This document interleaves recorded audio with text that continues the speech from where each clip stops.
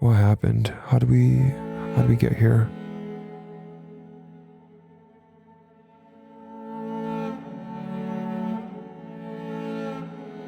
I'd be the first to admit that in the past couple years, it's been really difficult for me. It's been really difficult for me to emotionally empathize with her, to always understand her perspective, to be patient, to be gracious. And even though almost every day I tell myself, today's a day that I'm going to be better, today's a day that I'm going to be more patient and understanding, a lot of times I kind of finish out the day feeling disappointed in myself that I wasn't those things towards Sophie.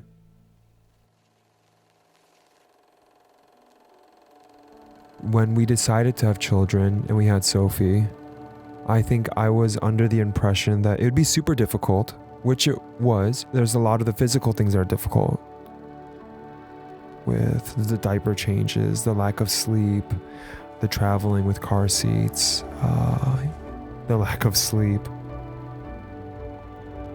But there's been so many sweet moments of joy, of laughter.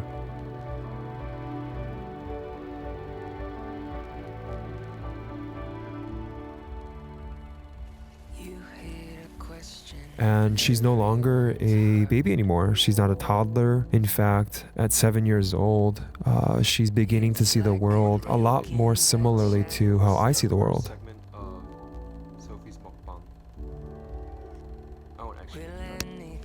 As Sophie began to leave the baby phase, the toddler phase, even the phase of really depending on us, and as I've seen her become more independent, you're back?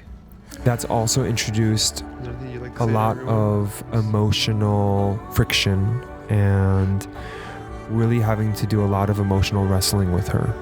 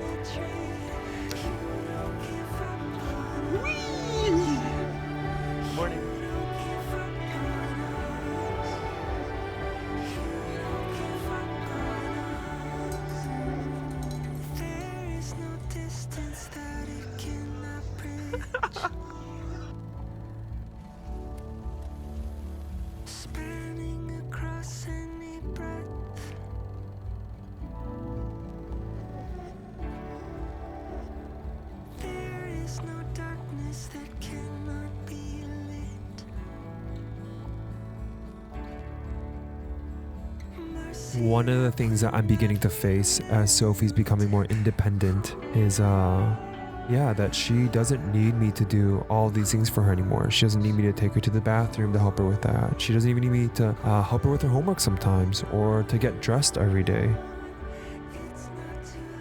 It's been tough to begin to see her become so independent. It almost feels like I'm facing a lot of myself at her age.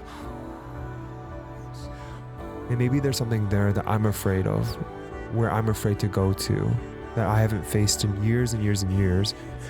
And all that's really happening is Sophie is bringing those things out in me that may have been dormant for a long time. But in my efforts to raise her with a lot of grace and love, I'm being forced to look at those things again, to look at my past,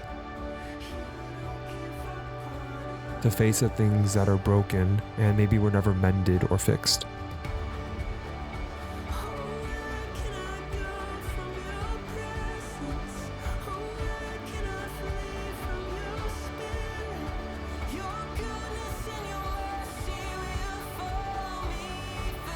All those things that I thought she was maybe growing in and drifting away from me, all those preferences, all those hobbies, all those interests actually aren't that far from the things that I like. And beginning to see the similarities and focusing on that, not just the differences, but really focusing on where are the things that we align in, what are the things that we both like to do. And I'm realizing that she really is me.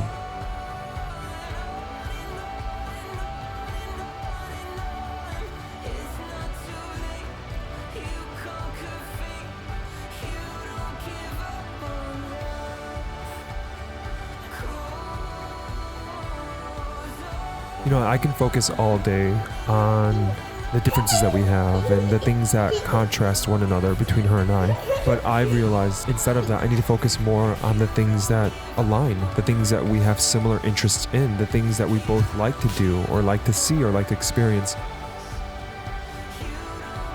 And that's what's going to help us grow our relationship. That's what's going to help us flourish in being patient and loving and gentle and kind towards one another. I don't know what the years ahead will hold. I'm nervous for her to become a teenager and whatever happens after that. But what I do know is that whatever lies ahead, even though we can't see it now, that we'll figure it out together.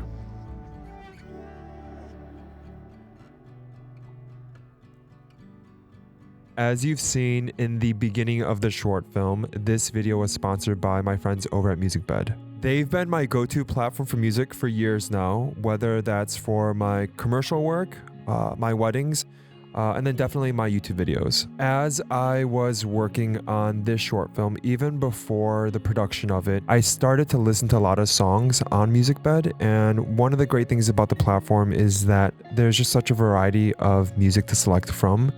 And I already knew that I wanted a song or songs that would evoke more emotions, especially because the topic of the short film is more, I don't want to say heavy, but it's more emotional, and it's something that means a lot to me because it's so personal. And so I already knew that that's where I would start, by sourcing music on MusicBed first, finding the songs, which I did, and then going about putting together the storyboard, the shot list, and then kind of working through the production with those songs in mind. And that was kind of the process of how I decided to select the songs and use them. And actually, when I recorded the voiceover, I had headphones in, listening to the songs that I selected for the video for the short film, just so that it'd be easier for me to connect the lines to the actual songs that I chose to use in the short film.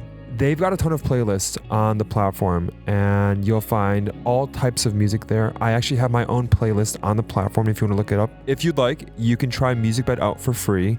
And actually, if you use my code GENE, G-E-N-E, you'll get 1 month off free, an annual subscription. So give them a try.